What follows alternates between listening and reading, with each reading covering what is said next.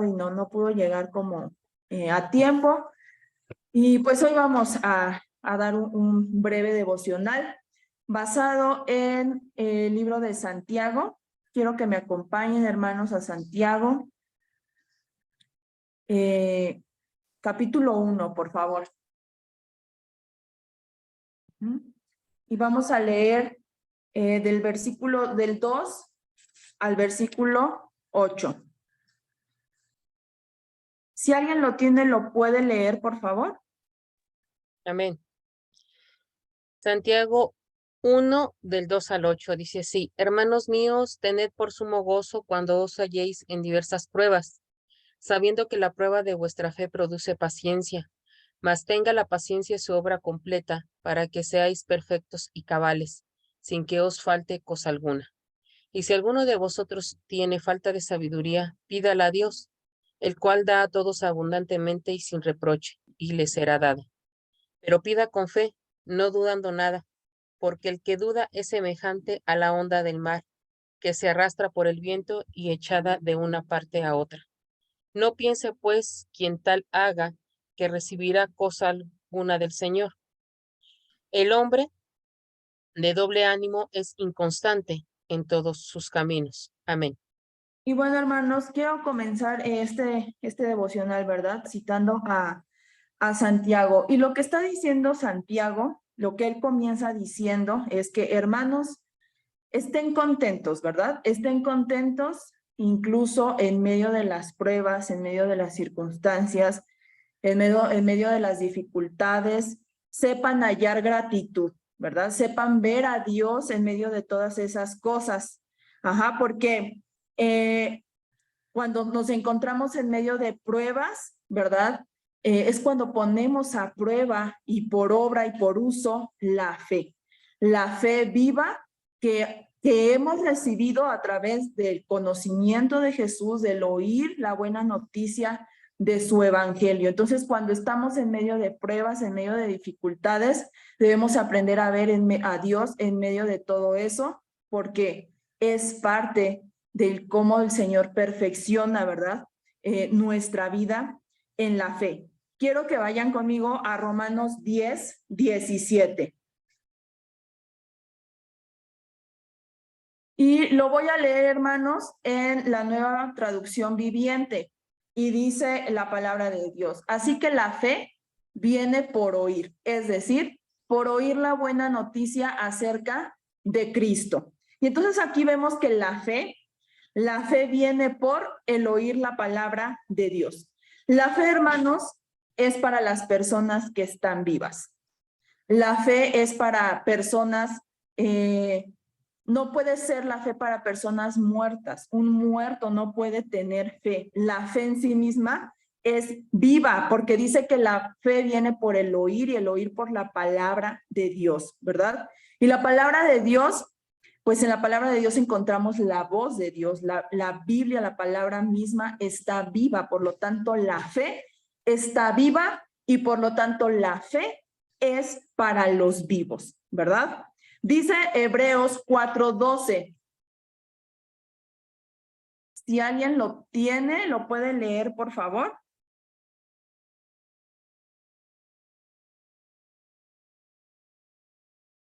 Amén. Hebreos 4:12. Porque la palabra de Dios es viva y eficaz, y más cortante que toda espada de dos filos, y penetra hasta partir el alma y el espíritu, las coyunturas y los tuétanos, y discierne los pensamientos y las intenciones del corazón. Amén. Amén. Entonces ahí estamos viendo que la palabra de Dios y la fe viene por el oír y el oír por la palabra de Dios. Y la palabra de Dios, dice Hebreos, que está viva, que es viva y eficaz. Entonces estamos hablando que la fe es viva. Ahorita voy a llegar a un punto, hermanos, con eso, ¿verdad? Entonces, la fe, por lo tanto, es para los que están vivos. Ajá. Pero la vida, hermanos, la vida sobre este mundo que nos ha tocado vivir, porque estamos en este mundo, aunque no somos de este mundo, es difícil, ajá. O sea, obviamente que cuando estamos en este mundo nunca vamos a estar exentos de problemas, siempre va a haber dificultades. Lo que Santiago está diciendo es que sepan ver a Dios en medio de esas dificultades, sepan poner su fe, ¿verdad? En ejercicio, en uso, en constancia. ¿Por qué? Porque si están en este mundo y tienen pruebas y tienen dificultades, es porque están vivos. Es porque están vivos, tienen vida. Ajá. Entonces, dice también Santiago, y vamos a ver que además de una fe viva, ¿verdad? Que es la que hemos recibido por creer en la palabra, necesitamos otra cosa para poder vivir sobre este mundo y en medio de las dificultades y en medio de las circunstancias poder ver a Dios. Y eso es sabiduría, porque dice Santiago 1 en el versículo, lo voy a leer, hermanos, en la nueva traducción viviente. Ajá. Y dice, amados hermanos, cuando tengan que enfrentar cualquier tipo de problemas, considérenlo como un tiempo para alegrarse mucho, porque ustedes saben que siempre que se pone a prueba la fe, la constancia tiene una oportunidad para desarrollarse. Así que dejen que crezca, pues una vez que su constancia se haya desarrollado plenamente, serán perfectos y completos y no les faltará nada. Pero dice el versículo 5, si necesitan sabiduría, o sea, si no pueden, ¿verdad? Si no pueden alegrarse en medio de las pruebas, a pesar de decir tener una fe, bueno, entonces necesitan sabiduría, dice Santiago, pero si no la tienen, porque por eso la necesitan, pídansela a nuestro generoso Dios y Él se las dará.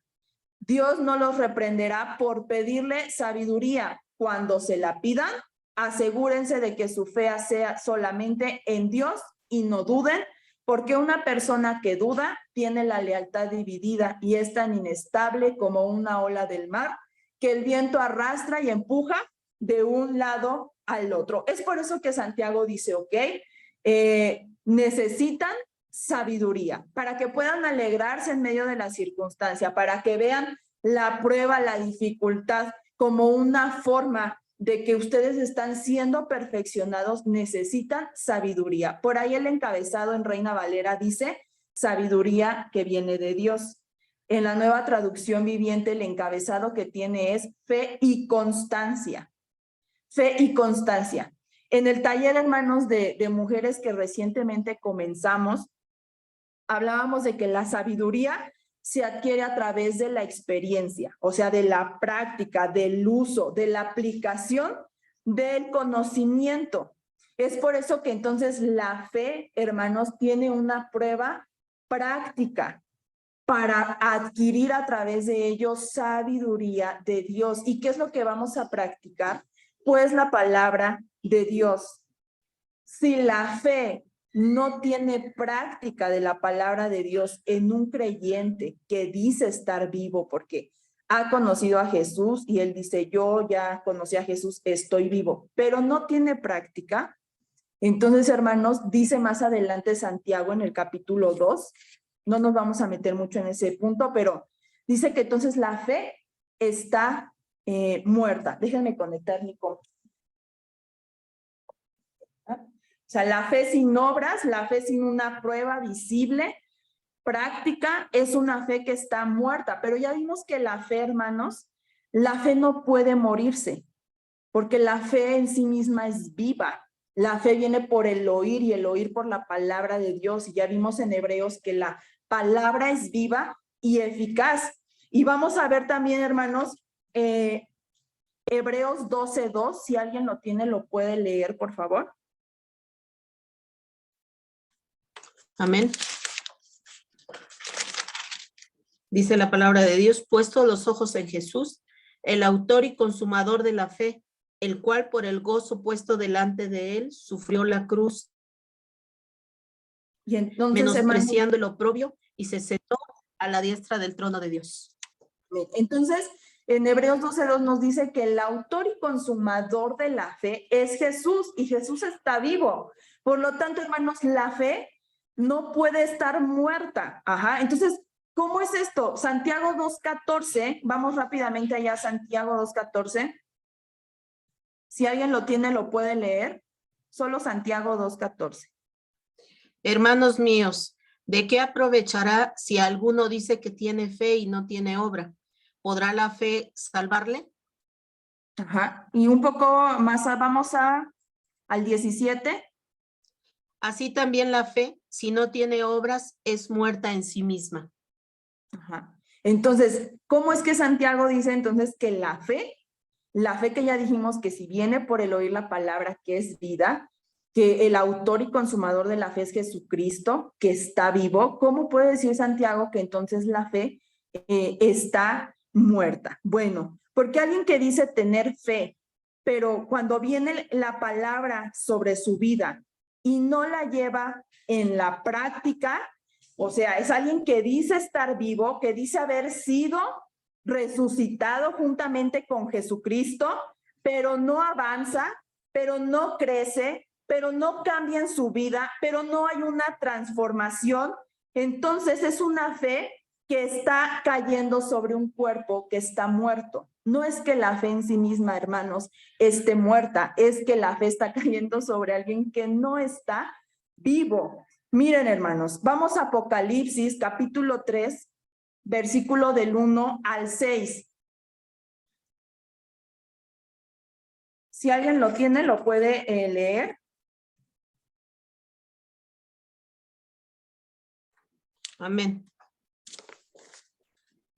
Escribe al ángel de la iglesia en Sardis, el que tiene los 7 espíritus de Dios y las 7 estrellas, dice esto: yo conozco tus obras, que tienes nombre de que vives y estás muerto.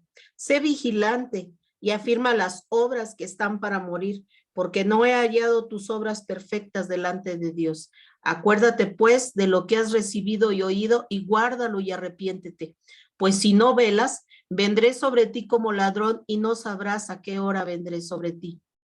Pero tienes unas pocas personas en Sardis que no han manchado sus vestiduras y andarán conmigo en vestiduras blancas porque son dignas. El que venciere será vestido de vestiduras blancas, y no borraré su nombre del libro de la vida, y confesaré su nombre delante de mi Padre y delante de sus ángeles. El que tiene oído, oiga lo que el Espíritu dice a las iglesias. Amén. Entonces, hermanos, en este pasaje de Apocalipsis hay un mensaje que envía el Señor a cierta iglesia con ciertas características, pero algo que suena tremendamente familiar, ¿verdad? En este pasaje es algo que podemos ver muy comúnmente en la iglesia de hoy en día. Y es esta parte: tienes solo la apariencia de que estás vivo, pero en realidad estás muerto. Eso es una cosa, hermanos, muy tremenda, suena muy fuerte, pero entonces el Señor está diciendo, hay quienes aparentemente creen que están vivos, dicen estar vivos, dicen tener fe en Jesucristo, ¿verdad? Que resucitó, dicen creer en la palabra, que es viva y eficaz, pero en realidad, dice el Señor, están muertos. Y dice, yo conozco tus obras. Yo conozco tus obras. Yo conozco qué haces con eso que tú dices creer, con esa fe que tú dices tener. Yo las conozco, conozco tus obras, ¿verdad? Entonces, las obras de fe de tu profesión, lo que está diciendo el Señor, dan testimonio. Aquí le está diciendo a Sardis de que verdaderamente no estás vivo. Tus obras de profesión de fe dan ese testimonio, ¿verdad? Entonces, hermanos, una pregunta que tendríamos que hacernos es, ¿verdaderamente estamos vivos? ¿Verdaderamente hemos nacido de nuevo? ¿Verdaderamente hemos resucitado juntamente con Cristo? Y esto, hermanos, pues, ¿cómo podríamos evaluarlo? ¿Cómo podríamos decir, cómo puedo saber si estoy verdaderamente vivo? Si no solo es una apariencia, ¿verdad? Porque a veces engañoso y perverso es el corazón del hombre, dice la palabra. ¿Quién lo conocerá? Ni nosotros mismos a veces lo conocemos, pero el Señor sí conoce las cosas a profundidad, ¿verdad? Entonces, ¿cómo podemos examinar si verdaderamente estoy viviendo en esa fe viva, mirando al autor y consumador de esa fe que es Jesucristo? Piensa, hermano, en lo que haces, en cómo actúas, en cómo reaccionas, en cómo te mueves cuando viene la dificultad a tu vida. cuando vienen las circunstancias difíciles, cuando viene la prueba. Santiago nos está diciendo que es de sabios, de alguien que tiene sabiduría de lo alto, gozarse en medio de la prueba, porque un muerto, hermanos, un muerto no tiene nada que cambiar. Un muerto no tiene nada que avanzar, no tiene esperanza, no hay aliento de vida en él. Un muerto no tiene metas. Si tú te gozas en medio de la prueba, de la dificultad, estás perfeccionándote, el Señor te está perfeccionando porque Él quiere que avances, porque Él nos ha puesto una meta, porque tenemos un propósito. Dice Efesios 4:13, si alguien lo tiene, lo puede leer, por favor. Efesios 4:13. Hasta que todos lleguemos a la unidad de la fe y del conocimiento del Hijo de Dios, a un varón perfecto, a la medida de la estatura de la plenitud de Cristo. Amén. Entonces, ¿cuál es, dice Santiago, cuál es el propósito, verdad, de esta, que pasen pruebas, de que el cristiano en su fe tenga circunstancias, tenga dificultades? Es perfeccionarnos, es llevarnos a esa estatura, ¿verdad? Del varón perfecto. Ese es el propósito. Por eso Santiago dice, ustedes tienen que gozarse, porque eso es prueba de que están vivos, verdaderamente, de que han nacido de nuevo, en que están avanzando, en que están creciendo, en que están siendo perfeccionados, ¿verdad? Entonces, Santiago dice implícitamente, o sea, si tú no tienes gozo cuando viene la dificultad que pone a prueba nuestra fe muchas veces, entonces te está faltando sabiduría. Y es por eso que en ese versículo 5 de Santiago 1:5, ¿verdad? Dice, y si alguno tiene falta de sabiduría, pídala a Dios. Pero pidan con fe, dice Santiago. Asegúrate de estar verdaderamente vivo. O sea, asegúrate de que estás verdaderamente vivo, porque esa fe con la que tú pidas habla de tu condición. Porque el Señor no da sabiduría, hermanos, a los muertos. Dios es un Dios de vivos, dice la palabra, no un Dios de muertos. Quiero que me acompañes a Juan capítulo 7,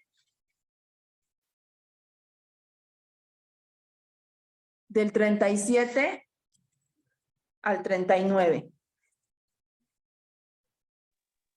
Amén.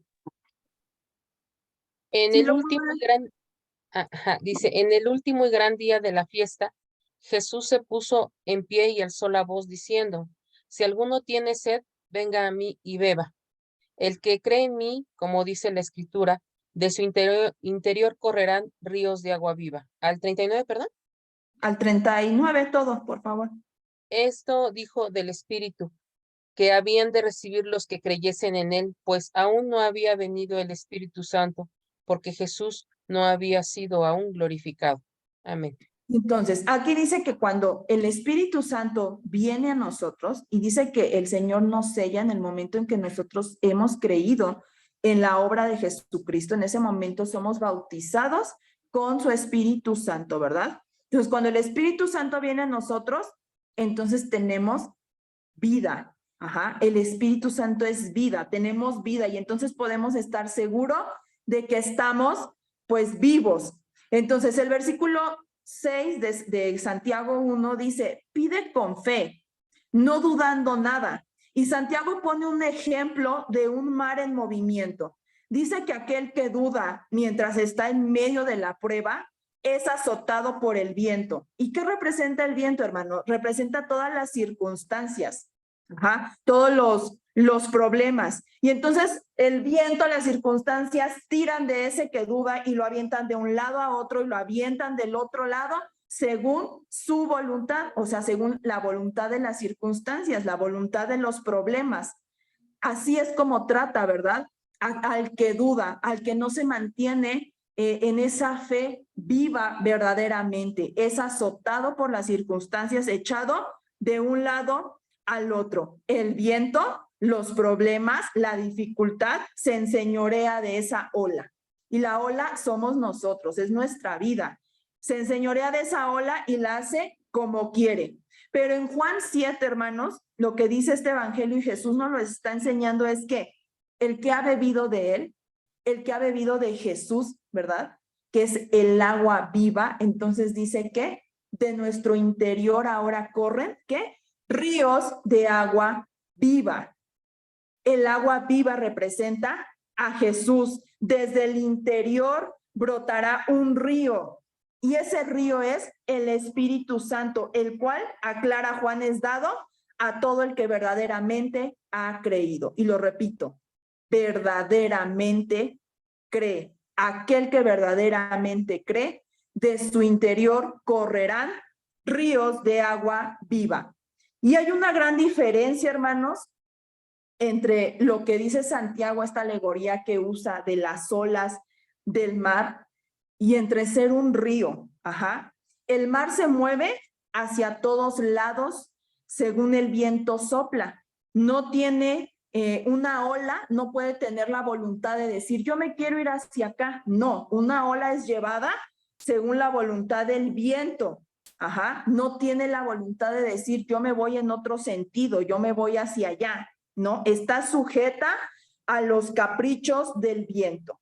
Pero un río tiene, hermanos, una sola dirección. Un río no se mueve por el viento. El río tiene un solo cauce, una sola meta, una sola dirección, un solo origen.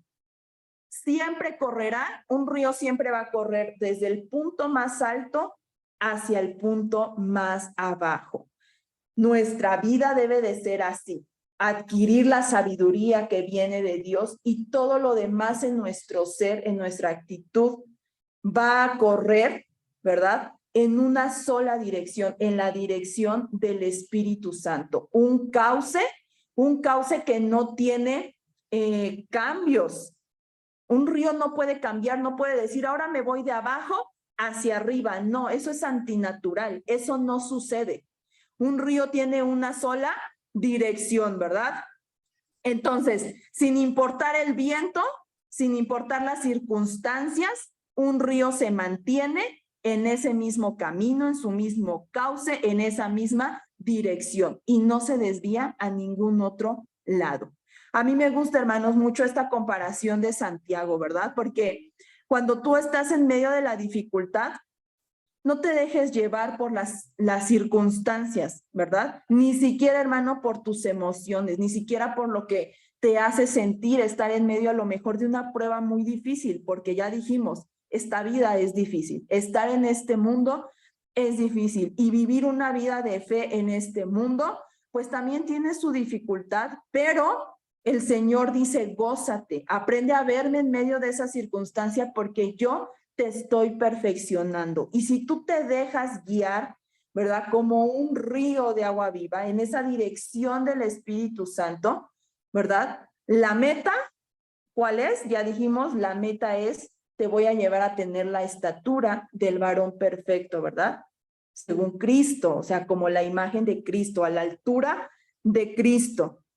Entonces, mejor mantengámonos firmes en esa dirección del Espíritu Santo, que Él nos lleve según su propia voluntad en medio de cualquier circunstancia y sabiendo esto y no dudando, ¿verdad?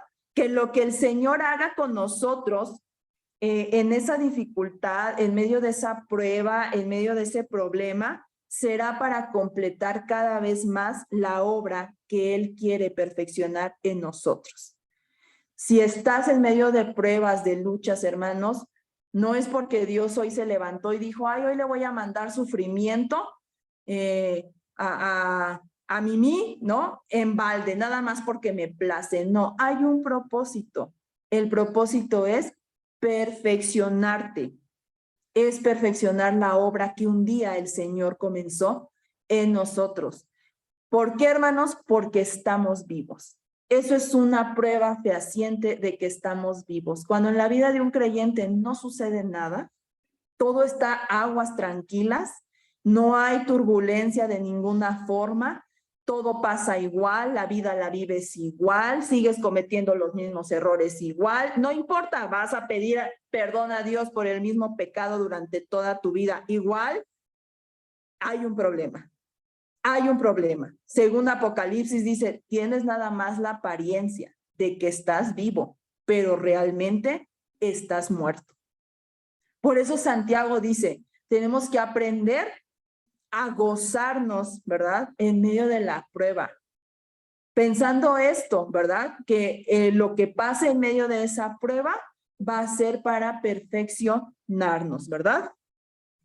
Y bueno, hermanos, nuestra fe, pues nuestra fe está puesta en la vida, ¿verdad? Si nuestra fe es viva, es porque está puesta en la vida, y la vida es Jesús. Él dijo, yo soy el camino, soy la verdad y soy la vida.